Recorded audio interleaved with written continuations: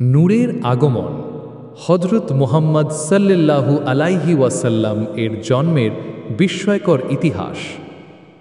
যখন বিশ্ব ছিল অন্ধকারে, যখন মানুষ হারিয়ে ফেলেছিল ন্যায়ের পথ, তখন এক আলো এসেছিল পৃথিবীতে।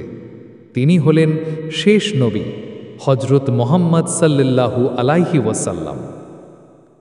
570 খ্রিস্টাব্দে মক্কার কুরাইশ বংশের বনি হাশিম গোত্রে জন্মগ্রহণ করেন হযরত মুহাম্মদ সাল্লাল্লাহু আলাইহি ওয়াসাল্লাম।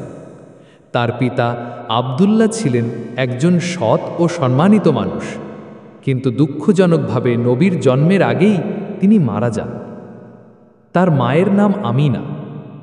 নবীজির জন্ম হয়েছিল 12ই রবিউল আউয়াল সোমবার। অনেকে বলেন এটি ছিল ফিলের বছর, যখন আব্রাহার বাহিনী কাবাঘর ধ্বংস করতে এসেছিল, কিন্তু আল্লাহ তাদের ধ্বংস করে দেন। জন্মের পর তার নাম রাখা হয় মুহাম্মদ, যার অর্থ যাকে বারবার প্রশংসা করা হয়। এক আরব বৃদ্ধা বলেছিলেন, এমন নাম আর কখনো শুনিনি, যেন এই শিশুর মধ্যে রয়েছে বিশেষ কিছু।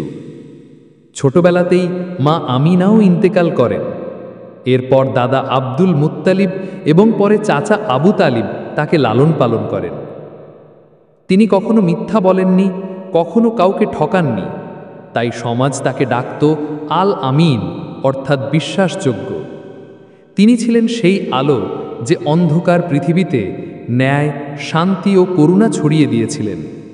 তার জন্ম ছিল শুধু একটি দিনের ঘটনা নয়, বরং একটি যুগান্তরের সূচনা।